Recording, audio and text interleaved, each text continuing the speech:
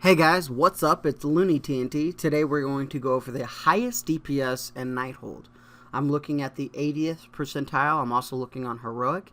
I'm looking for all item levels. I'm not just looking for a certain item level. So let's go ahead and see how the players are doing and what classes and specs are doing best on each boss. Now overall, here's for all bosses. This really doesn't mean too much. But we're going to go individually on each boss, and we're going to see who is topping charts. So let's go ahead and go and check out the first boss here. Now, for anybody that hasn't done this fight, this is a very heavy AoE fight. There's a lot of cheesing you can do on the meters here, and there's a lot of damage output that you guys can do. So that's why you're going to see certain classes way higher than others. It doesn't mean they're just like super OP. It just means that they were able to get that damage up dramatically. Like on normal, we did it on normal mode, and just with all the ads and stuff, it's really easy to make the numbers seem a lot higher than they should be, if that makes any sense. Same thing with this next boss. This next boss has those ads, so demon hunters can really do some good things with their cooldowns, with those four, when you kill that one ad and the 4 ads pop and all this other stuff. So Havoc Demon Hunter #1 on this fight, but not by a lot, right? There's some other classes that are right behind it, so cool to see there. So here's your first tier boss. This first tier boss is a single target fight, so you're seeing a lot of single target classes do very well at this and excel at this. You'll notice the majority of players that are doing better on this one are melee. So melee is really good for this because ranged, they're having to move and deal with stuff, and especially during the encounter where he spins around and you're staying away from the beam. If you're not able to cast on the go, then you're not going to be doing very well. Melee can just sit on the boss and, just do their damage. So it's cool to see different classes up here, though. So this fight is another big AoE fight, and Balance and Windwalker are doing really, really good. And we finally get to see Shadow Priest come up there on this fight. So this fight was pretty fun. It was pretty technical, and a lot of pug groups did not get past this boss. But overall, it was a really fun fight. Pretty easy if you just do the mechanics right, but really heavy AoE. So Tandus was a. This is where I got to on. I got to the next boss also. Tandus was a very fun fight, and it is another one of those fights where there's just a lot of ads. So you're having to deal with a lot of situations where you're just killing off ads. So the numbers here are going to be a little outrageous also. But that said, everybody is competing very well. You look at Frost and things like that. You have to remember, this is the very first week. So you're going to see a lot of classes that aren't being taken, not performing well, because people just are not taking them, right? So if you're fire, there's a lot more fire mages than there are frost mages rating. There are some frost mages, obviously, but there's not as many. So you're going to see some of these classes perform better than others. So just remember that when we're looking at this chart at the moment. This chart isn't set in stone. This is just some statistics, and we're just looking and doing some research on these. Alright, next fight here. So we have the Warlocks up at the top on this one.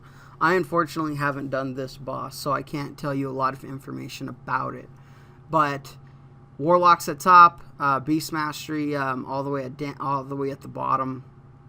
Let's go to the next one here. I have done this one, and this one is a DPS race, right? This one's a DPS check, and Havoc is #1 at the moment. This is this was a really fun fight for me. I'm a Havoc Demon Hunter.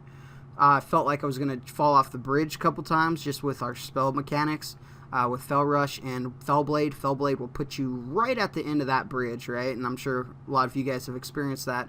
So it's a little crazy, but we are able to pull out some numbers, so that's exciting to see Havoc on top of that. It's exciting to see Havoc on top of a single target rather than an AoE fight, so pretty exciting. So these last 3 bosses I unfortunately have not done, and a lot of the player base probably has not done, so the numbers are going to be a little bit weird. But on this boss, we can see Shadow at top, Balance second, Ret Paladins third, and we had a Ret Paladin in our group last night, and I don't give up guilty names and stuff like that, but he was doing really, really good. So Rets are actually performing really well, so it's great to see that. Demonology Warlock, they're doing something right?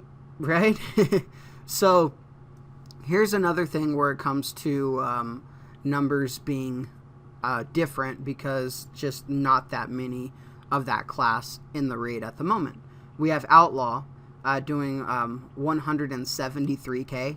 I'm sure they can do a lot more than that, but there's probably not a lot of Outlaw out there raiding this content at the moment. Remember, this, when I'm putting this guide up, this is 1 day into the content, so this is just an average of what people are bringing and what they're doing right now, so just remember that. Alright, here we go. The last boss. Check it out. If you notice, not all classes are here, right? So this is from the people who have killed Gul'dan. This is the numbers that from the people that have killed Heroic Gul'dan.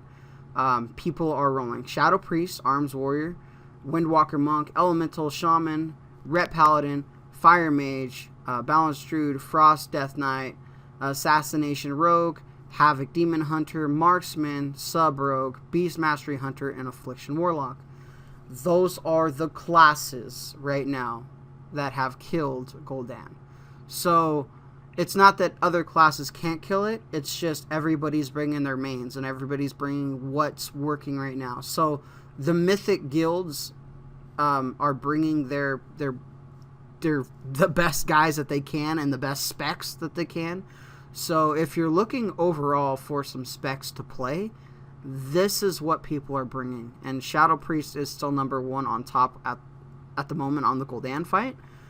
Like I said, I haven't done the last 3 fights, so I can't give you guys a full in-depth detail like I could on the first ones, but that's where we stand right now. Alright guys, hopefully this guide helped you guys out. I'm sure there's going to be people in the comments that are very upset. Oh, it's 80th percentile. It is what it is. These are just statistics. These are showing information. This isn't a, well, Warrior is better than the Monk because of this. I'm just trying to give you guys the most information so you guys can get kind of your head around what classes are doing better at what fights and why. You know, so that's my goal, is just to give you guys those videos, and hopefully it helps some of you guys out.